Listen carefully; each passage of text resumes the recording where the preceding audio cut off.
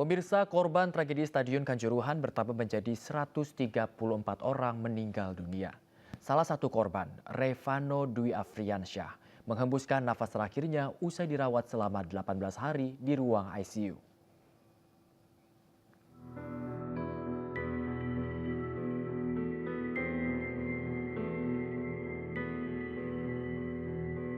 Kabar duka kembali menyelimuti Aremania. Jumat pagi sekitar pukul 6:46, salah satu korban tragedi Kanjuruhan, Revano Dwi Afriansyah, meninggal dunia. Sehingga total korban jiwa akibat tragedi Kanjuruhan menjadi 134 orang. Kedatangan jenazah Revano Dwi Afriansyah di rumah duka disambut isak tangis keluarga dan rekan korban. Usai disemayamkan dan disolatkan, jenazah kemudian dimakamkan di tempat pemakaman umum desa setempat. Keluarga almarhum mengaku hanya bisa menangis saat anaknya menjadi korban. Keluarga berharap anaknya bisa selamat. Namun takdir berkata lain, siswa kelas 3 SMK ini akhirnya menghembuskan nafas terakhir pada Jumat pagi setelah 18 hari dirawat di ICU Rumah Sakit Saiful Anwar, Kota Malang. Yang jelas, kondisi pasien di ICU itu mulai dari awal masuk hingga akhir seperti almarhum adik Revano ini memang tidak sadar, kalau boleh dikatakan koma. Itu. Total perawatan berapa hari? Bagaimana? Total perawatan berapa hari? Kalau sampai sekarang ya sekitar 21 hari. Jadi koma dalam waktu 21 hari. Di sisi lain, Polri telah memeriksa Ketua Umum PSSI Muhammad Iriawan Kamis malam. Rekomendasi tim gabungan independen pencari fakta yang merekomendasikan agar PSSI mundur seolah diabaikan. Sebab PSSI berdalih TGIPF hanya bisa memberikan rekomendasi. Ya itu kan sifatnya rekomendasi. Tahu artinya rekomendasi kan? Rekomendasi itu kan usulan, merekomkan. Ya, keputusannya pada aturan. Tragedi berdarah di Stadion Kanjuruhan terjadi pada 1 Oktober 2022 usai laga panas Arema Persebaya. Tim gabungan independen pencari fakta menyebut salah satu pemicu banyaknya korban adalah gas air mata yang ditembakkan petugas, sehingga ribuan supporter panik berdesakan di pintu keluar untuk menyelamatkan diri. Tim Liputan iNews melaporkan.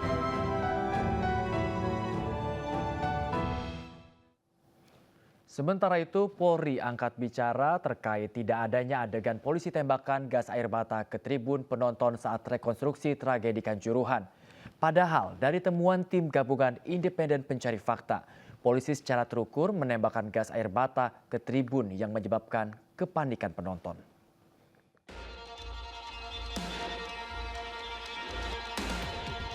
Tiga 30 reka adegan telah diperagakan dalam rekonstruksi tragedi Kanjuruhan.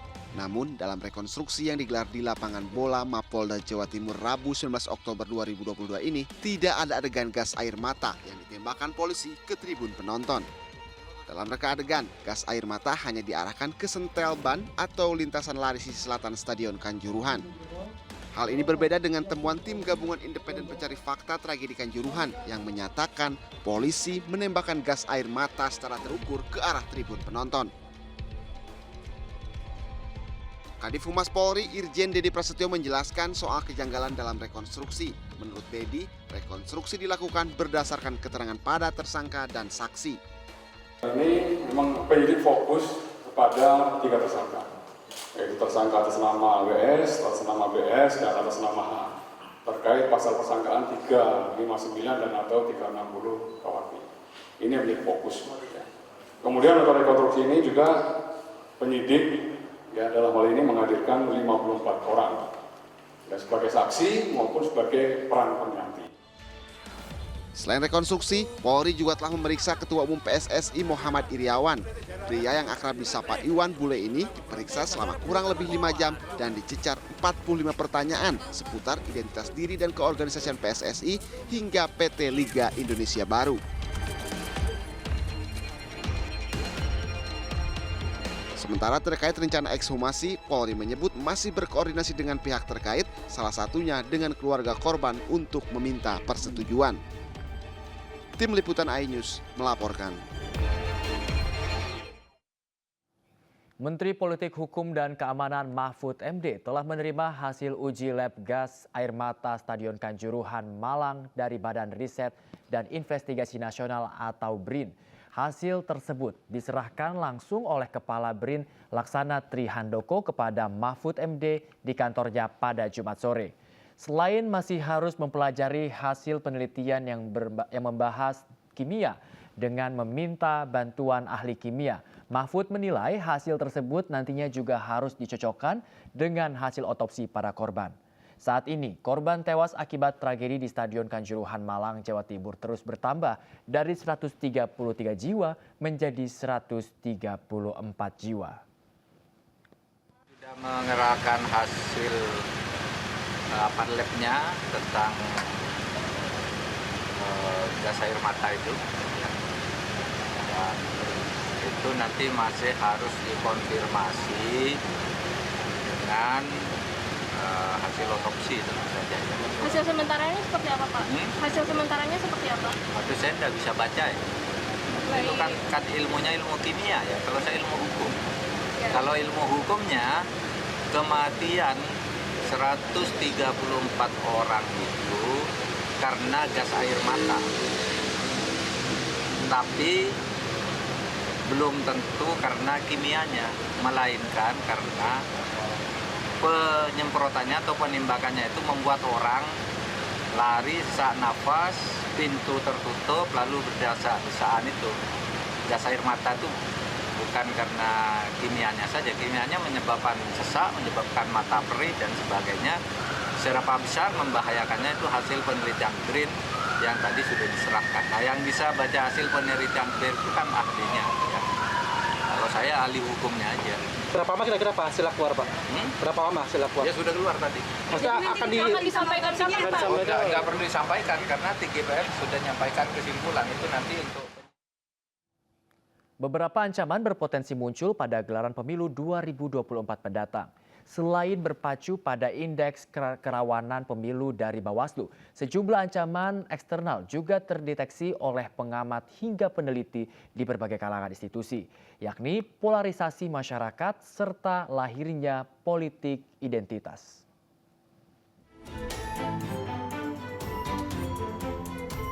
Sejumlah potensi ancaman membayangi pelaksanaan pemilihan umum yang bakal digelar 14 Februari 2024 mendatang. Menilik indeks kerawanan pemilu dari Bawaslu, ancaman eksternal juga terdeteksi kalangan pengamat hingga peneliti dari berbagai instansi. Polarisasi masyarakat yang tercipta pada Pilkada Jakarta 2017 berlanjut pada pemilu 2019 diprediksi masih akan terjadi. Selain aturan presidensial threshold yang bisa membatasi jumlah pasangan capres dan cawapres, muncul isu politik identitas. Di politik identitas itu kan secara teoretis dia masih sebuah perdebatan apakah ini sebuah gerakan atau ini sebuah ideologi. Saya sendiri pada posisi ini sebuah social movement, gerakan sosial, bukan ideologi. Nah, artinya apa? Politik identitas adalah sebuah gerakan yang menggunakan identitas kelompok untuk mengusung agenda politik tertentu. Nah, sementara itu, peneliti senior Pusat Riset Politik Badan Riset Nasional Firman Nur menuturkan beberapa langkah yang bisa meminimalisir isu politik identitas, yakni dengan membatasi ruang gerak kelompok, menghilangkan legitimasi, serta kepercayaan publik. Bahwa sebetulnya dalam konteks elektoral, politik identitas itu sifatnya kasuistik. Dia itu tidak everlasting. Dan bisa jadi di satu daerah itu bisa dimanfaatkan, tapi di daerah lain mungkin dia mati suri gitu ya, karena tidak diperlukan itu gitu. Nah, ini biasanya terjadi menjelang hari H pemilihan dan itu memerlukan namanya agensi tadi. Agensi yang memang dia melihat jika digunakan instrumen ini itu ada kecenderungan akan mendapatkan banyak keuntungan gitu ya. Sehingga dia menggunakan itu. Tapi asumsi saya adalah bahwa sebetulnya kalau grassroots itu ya Indonesia ini sudah lama berdiri ya. Jadi saya kira pemahaman masyarakat mengenai perbedaan itu sudah cukup baik gitu. Pemilu 2024 juga berbarengan dengan pilkada serentak di beberapa daerah. Dengan adanya dua pesta demokrasi tersebut, kerentanan akan ancaman demokrasi dapat menimbulkan polarisasi di masyarakat. Dari Jakarta, Enggar Bagus, iNews melaporkan. Sudah 1 pekan Anies Baswedan purna tugas sebagai Gubernur DKI Jakarta. Jejaknya masih membekas bagi warga Jakarta yang mendukung atau kontra terhadapnya. Pengamat komunikasi Kwik Kiangi School of Business menilai gaya Anies memimpin Jakarta patut diacungi jempol lantaran selalu menjawab kritik dengan kerja nyata. Dan beliau itu saya lihat lebih humble dan tidak terlihat banyak membalas dengan kata-kata, tetapi lebih banyak membalas semua kritikan masukan itu adalah dengan tindakan-tindakan. Dan tindakan-tindakan itu merupakan bagian daripada komunikasi nonverbal. Tentunya hal itu akan lebih bisa dianggap memiliki nilai kejujuran yang tinggi dibanding cara meresponnya dengan verbal. Kemudian yang kedua adalah Pak Anies adalah seorang akademisi tentunya, dan itu terlihat bahwa ketika dalam menyampaikan pesannya tertib dalam menggunakan kata-kata dan beliau tidak gegabah ya dalam menyampaikan sesuatu, dan ini memang banyak disukai oleh terutama kalangan anak muda.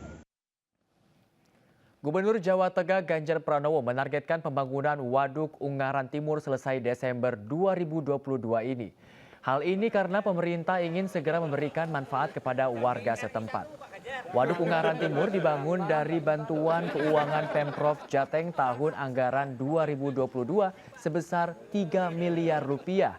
Fungsi waduk tersebut adalah menampung air hujan sekaligus memotong puncak banjir yang terjadi dalam badan air atau sungai.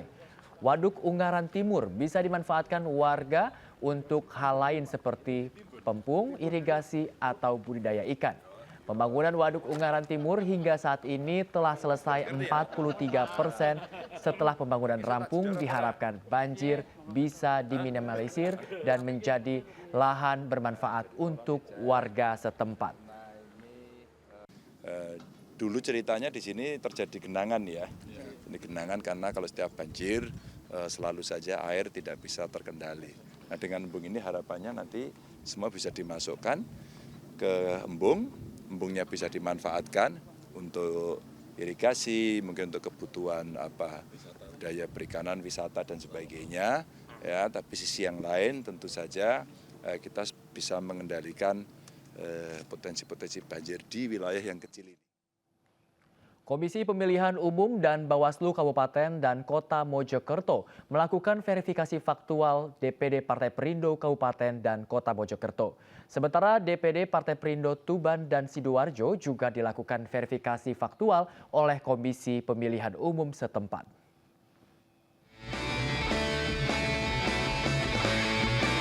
Setelah dilakukan pemeriksaan dan pencocokan data, DPD Partai Perindo Kabupaten dan Kota Mojokerto dinyatakan memenuhi syarat dan lolos verifikasi faktual oleh KPU setempat. Seluruh pengurus Partai Perindo Kabupaten Mojokerto berharap dengan lolosnya Partai Perindo menjadi peserta pemilu tahun 2024 dan mendapat kursi di DPRD Kabupaten Mojokerto.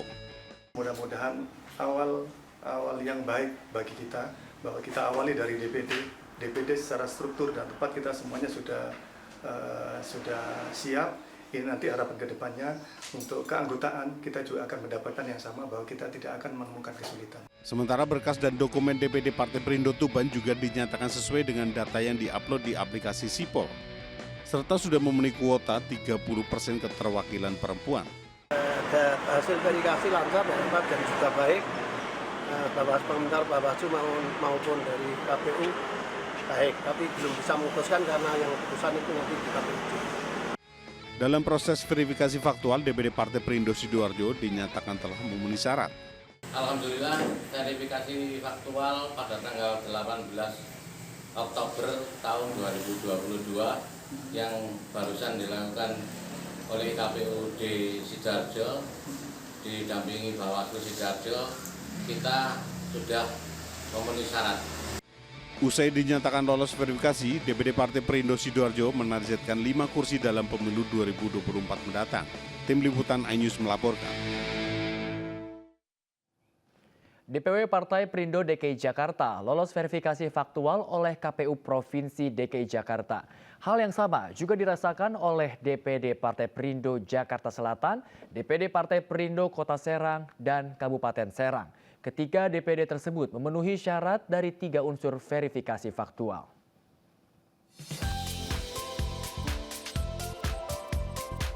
KPUD Provinsi DKI Jakarta melakukan verifikasi faktual di kantor DPW Partai Perindo DKI Jakarta di Jalan Abdul Muiz, Gambir, Jakarta Pusat. Pemeriksaan meliputi 3 aspek: keberadaan kantor, keterwakilan perempuan 30%, dan kesesuaian pengurus. KPUD Jakarta Selatan juga melakukan verifikasi faktual terhadap DPD Partai Perindo Jakarta Selatan. Hasilnya DPW Partai Perindo DKI Jakarta dan DPD Partai Perindo Jakarta Selatan dinyatakan memenuhi syarat atau lolos verifikasi faktual. DKI Jakarta pengurusan DPW secara kepengurusan, kemudian secara keanggotaan maupun tempat dan domisili semua sudah beres. Artinya 100% Partai Perindo DKI Jakarta siap menjadi peserta pemilu di 2024. Alhamdulillah pada kesempatan ini juga kita dinyatakan memenuhi syarat untuk kepengurusan di verifikasi faktual. DPD Partai Perindo Kota Serang dan Kabupaten Serang juga dinyatakan memenuhi syarat atau lolos verifikasi faktual oleh KPUD Kota Serang dan Kabupaten Serang. Kedua DPD tersebut berhasil lolos dari 3 aspek verifikasi faktual: kantorisasi, keterwakilan perempuan 30%, dan juga kesesuaian kepengurusan. Hasilnya sudah memenuhi syarat semuanya, jadi kita tinggal menuju kelanjutan untuk verifikasi faktual untuk anggota. Semua pengurus hadir, keterwakilan perempuan 30% juga hadir, jadi tadi memenuhi syarat buat kepengurusan pengurus DPD Kabupaten Serang. Partai Perindo menargetkan 60 kursi legislatif DPR RI pada pemilu 2024 mendatang. Partai pimpinan Haritanu Sudibyo ini yakin bisa lolos verifikasi faktual di setiap provinsi. Tim Liputan iNews melaporkan. Verifikasi faktual Dewan Pimpinan Wilayah Partai Perindo Kalimantan Tengah dinyatakan lengkap oleh Komisi Pemilihan Umum Provinsi Kalteng. Verifikasi faktual oleh KPU Provinsi juga dilakukan di DPW Partai Perindo Jawa Tengah dan DPW Partai Perindo Banten.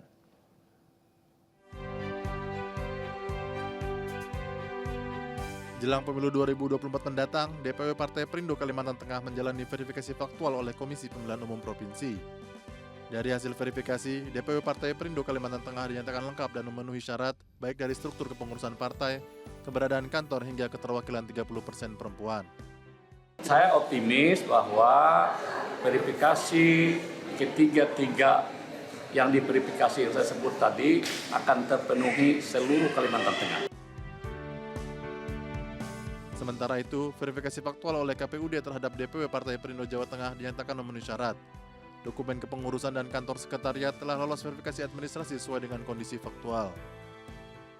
Dan alhamdulillah semua persyaratan perundang-undangan kami penuhi dan mudah-mudahan segera mendapatkan kabar bahwa kita memenuhi persyaratan.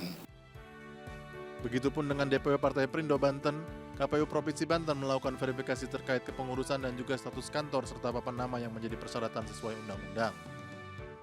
Kita sudah memenuhi semua yang disyaratkan oleh KPU dan Panwas. Untuk proses selanjutnya kita tunggu pengumuman dari KPU Pusat, Pak, tentang memenuhi syarat atau belum memenuhi syarat dari verifikasi DPW hari ini. Partai pimpinan Haritanu Sudibyo ini pun telah siap bertarung dan memenangkan kontestasi pemilu 2024 mendatang. Tim Liputan iNews melaporkan.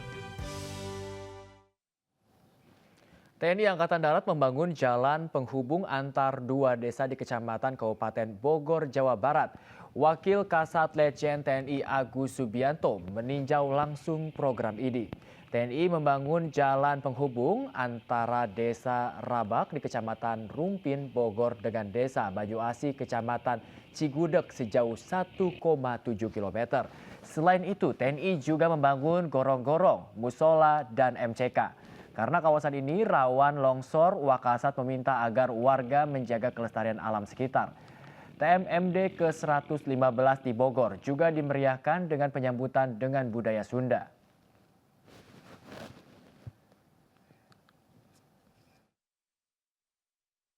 Harapan kami dengan adanya pembukaan jalan antara Cigudeg dengan Rumpin ini memudahkan akses masyarakat dalam rangka berangkat ke sekolah, kemudian memperlancar perekonomian, kemudian juga dengan adanya jalan ini intinya kita meningkatkan kesejahteraan masyarakat dan membantu. Sejumlah petani muda Papua menanam tanaman jagung hibrida secara modern di kampung Side Baru, Manokwari, Papua Barat. Program ini diharapkan dapat mesejahterakan para petani di Papua Barat.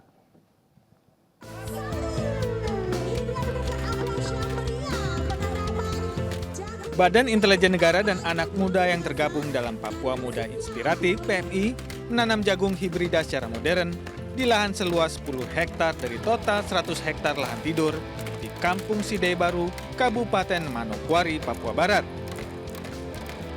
Petani milenial sekaligus anggota PMI, Arnold Moktis, mengatakan akan mendampingi para petani mulai dari penanaman, perawatan hingga pemasaran.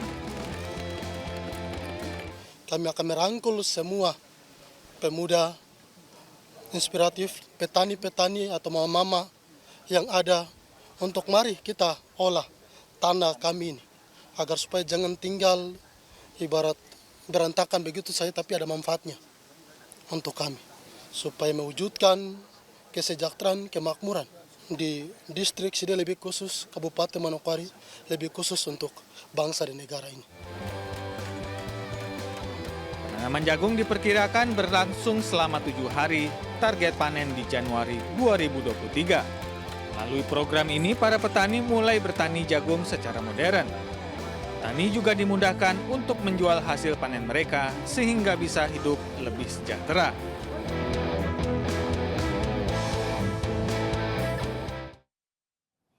Pemerintah Kabupaten Situbondo menggelar Pekan Sholawat Nusantara. Acara sholawat masal ini akan digelar selama 7 hari 7 malam di alun-alun Situbondo.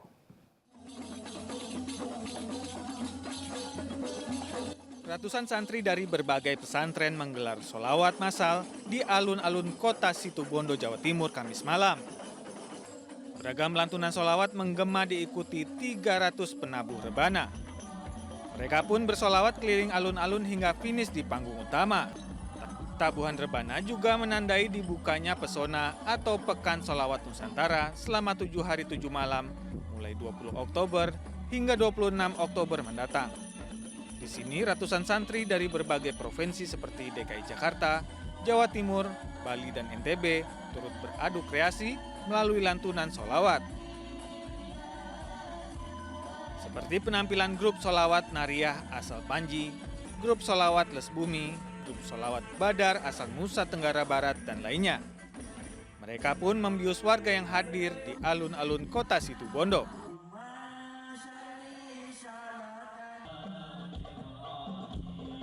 Aksi sholawat massal dan lomba sholawat ini digelar pemerintah daerah Situbondo untuk menggemakan sholawat di kota santri Pancasila. Kita berharap ke depan Pekan Sholawat Nariyah ini akan terus tumbuh dan berkembang agar Situbondo yang dikenal sebagai masyarakat yang cinta sholawat, masyarakat kota santri Pancasila, ke depan bisa terus meningkatkan iman dan takwanya seiring dengan cintanya terhadap Nabi Muhammad SAW. Pemerintah Kabupaten Situbondo juga membuka gerai UMKM yang memamerkan berbagai produk hasil kerajinan para santri. Diharapkan santri milenial bisa menjadi entrepreneur sehingga dapat menggerakkan roda perekonomian di wilayahnya masing-masing. Dari Situbondo, Jawa Timur, Rizky Amirul Ahmad, iNews melaporkan.